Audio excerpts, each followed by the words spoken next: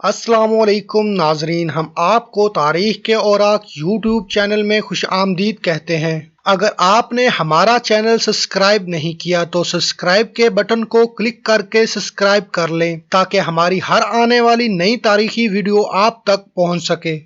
میاں میر سیون میں پیدا ہوئے۔ ان کا اصل نام میر محمد تھا۔ وہ آگے چل کر اسلام اور سکھ مت کی ہم آہنگی کی علامت بن گئے۔ آج بھی سکھ مت کے پیروکار قلندر کی نگری کے اس بزرگ سے اپنے گروؤں جتنی عقیدت و محبت رکھتے ہیں۔ آپ لاہور کی مشہور انفینٹری سڑک سے گزریں گے تو آپ کو یہ سڑک ایک چھوٹے راستے تک لے جاتی ہے جو میاں میر روڈ کے نام سے مقبول ہے۔ میاں میر روڈ، میاں میر ہسپتال، میاں میر سکول، میاں میر بلڈنگز، میاں میر گلی، یہاں تک کہ انگریز دور میں یہ علاقہ میاں میر چھاؤنی کے نام سے مشہور تھا۔ میاں میر 25 برس کی عمر میں سیون سے نکلے اور لاہور میں سکونت اختیار کر لی۔ ان کی پرہیزگاری اور تقوی کا یہ عالم تھا کہ اپنے دور کے مغل بادشاہ بھی ان کی سلامی بھرنے پر مجبور تھے۔ اکبر بادشاہ کے دور میں میاں میر نے سیون کو خیر آباد کہا تھا، پھر جہانگیر کی ان سے عقیدت مندی رہی۔ شاہ جہاں تو اکثر ان کی سلامی پر آیا کرتے تھے۔ شاہ جہاں کے بڑے بیٹے درشکوا تو میاں میر کے روحانی اثر سے بھی فیض یاب تھے۔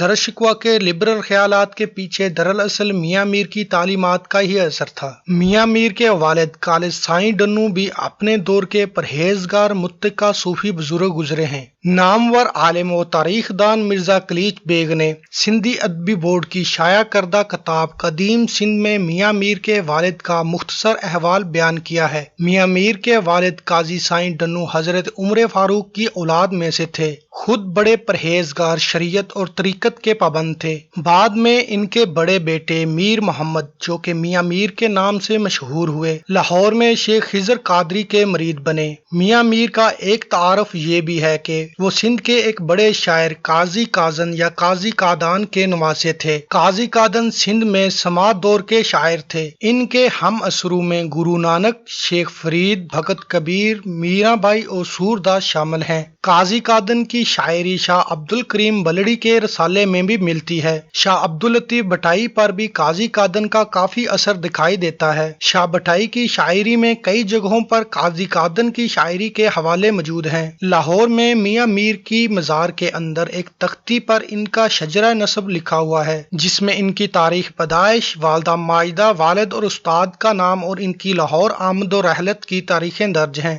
اس شجرے میں یہ بتایا گیا ہے کہ آپ کی نسل حضرت عمر بن خطاب رضی اللہ تعالی عنہ سے ملتی ہے۔ یہی نہیں، میاں میر کا ایک تعارف یہ بھی ہے، سکھ مت کے 5ویں گرو ارجن دیو کی ان سے اتنی محبت و عقیدت تھی کہ اکثر ان کے پاس آیا کرتے تھے۔ ارجن دیو نے ہی میاں میر سے متاثر ہو کر ان سے امرتسر میں ہری مندر صاحب کا سنگ بنیاد رکھنے کی درخواست کی تھی جو میاں میر نے قبول کی اور گولڈن ٹیمپل کی جگہ 4 اینٹیں رکھ کر اس مذہبی عبادت گاہ کا سنگ بنیاد رکھا تھا۔ یہ سکھ مت کے پیروکاروں کی محبت اور عقیدت کا تقاضا ہے کہ آج بھی لاہور میں میاں میر کے سالانہ عرس پر مسلمانوں کے ساتھ سکھ یاتری بھی بڑی تعداد میں شریک ہوتے ہیں۔ میاں میر کا مقبرہ بھی گولڈن ٹیمپل کی طرز پر تعمیر کیا گیا ہے۔ چاروں اطراف مسجد، بیٹھک، مدرسہ اور قبرستان ہے جبکہ بیچ میں مزار ہے۔ اس مقبرے کے احاطے میں کبوتروں کو دانہ ڈالنے کے لیے ایک مخصوص جگہ بنائی گئی ہے۔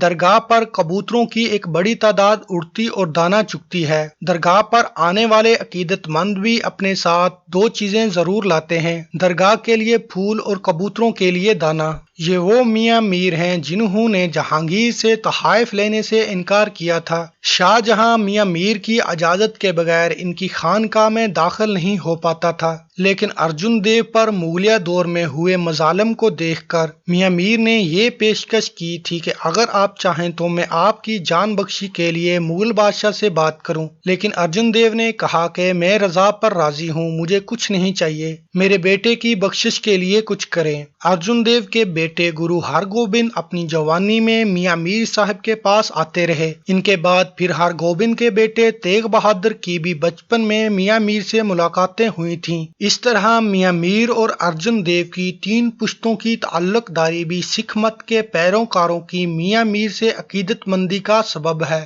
یہی نہیں بلکہ اس وقت کے مغل حکمران اور ان کے اہل اہل و عیال بھی میاں میر کی پرہیزگاری اور تقوی کے متعارف تھے۔ دارالشکوہ کی کتاب سکینۃ الاولیاء میں میاں میر کی زندگی، ملاقاتوں، عبادات، کرامات اور ان کی رحلت کا تفصیلی ذکر ملتا ہے۔ ایک صوفی بزرگ کی شاگردی کا دارالشکوہ پر یہ اثر ہوا کہ آگے چل کر وہ اور ان کی بہن جہاں آرا بیگم میاں میر کے جانشین ملا شاہد بخشی کے مرید بن گئے۔ دارالشکوہ نے جہانگیر اور میاں میر کی ملاقات کا قصہ بھی اپنی کتاب سکینۃ الاولیاء میں تفصیل سے بیان کیا ہے۔ جہانگیر نے اپنے ایک پیغمبر کے ذریعے میاں میر کو بلاوا بھیجا، جس پر میاں میر نے پہلے تو انکار کر دیا، لیکن دوبارہ شہنشاہ جہانگیر نے درخواست کی کہ آپ سے ملنا ضروری ہے، اپنے غریب خانے پر ہم ملاقات کے منتظر رہیں گے۔ شہزادہ دارالشکوہ کی روایت کے مطابق جہانگیر بادشاہ نے جب نخلیے میں حضرت میاں میر کی گفتگو سنی تو ان کے دل پر بہت اثر ہوا اور میاں میر صاحب کو عرض کی کہ میں ملک اور دنیا چھوڑ کر فقیر بننا چاہتا ہوں، میرے دل میں آب و سنگ و جواہر یکساں ہیں۔ جس پر میاں میر صاحب نے جواب میں فرمایا کہ اگر ایسا ہے تو آپ صوفی ہیں۔ جہانگیر نے کہا کہ مجھے اپنا خادم بنا لیں اور خدا کی راہ دکھائیں، جس پر میاں میر نے جواب دیا تو مخلوق خدا کے لیے اچھا حکمران ہے، اللہ پاک نے تجھے اس عظیم کام پر معمور کیا ہے، کوئی اور شخص جو خلق خدا کا اتنا خیر خواہ، حلیم اور سخی ہو اسے بادشاہ بنا دو، ہم آپ کو فقیر بنا لیں گے۔ میاں میر کے لیے مشہور تھا کہ انہوں نے میل ملاقاتوں سے پرہیز کر رکھا تھا، خاص طور پر اپنی ذات میں غرق حاکموں، شہر کے والیوں اور کوتوالوں سے ملنے سے بچنے کے لیے انہوں نے اپنی خانقاہ کے دروازے پر چوکیدار اور پہرے دار کھڑے کر رکھے تھے۔ ایک دن پہرے داروں نے ملاقات کے متمنی مغل شہنشاہ شاہ جہاں کو خانقاہ کے باہر روک لیا۔ مغلوں کے عروج کے دور میں جب رایا بادشاہ کے سامنے سربجود ہوا کرتی تھی، کوئی اس طرح بادشاہ کو اپنے گھر کے باہر روکنے کا تصور بھی کیسے کر سکتا ہے؟ شاہ جہاں اجازت ملنے کے بعد اندر گئے تو میاں میر کو شکایت کر دی، درویشوں کے دروازے پر پہرہ دار نہیں ہوتے، جس پر میاں میر نے جواب دیا کہ دربان اسی لیے رکھے گئے ہیں کہ تاکہ دنیا کے کتے اندر نہ آ سکیں۔ شاہ جہاں کو دنیا کا غریب اور فقیر کہنے والا بھی کوئی اور نہیں میاں میر ہی تھا۔ دکن پر فوج بھیجنے کا فیصلہ کر بیٹھے شاہ جہاں نے میاں میر سے کامیابی کی دعا کے لیے کہا تو میاں میر نے اپنے ایک مرید کا دیا ہوا سکہ شاہ جہاں کے ہاتھ پر رکھنے کا حکم دیتے ہوئے کہا کہ یہ دنیا کے تمام غربا سے غریب شخص ہے، اتنی بادشاہی کے باوجود دکن پر چڑھائی چاہتا ہے، اس کی بھوک اس آگ کی طرح ہے جو لکڑیاں ڈالنے سے اور تیز ہوتی ہے، اس بھوک نے اسے ضرورت مند اور بھکاری بنا دیا ہے۔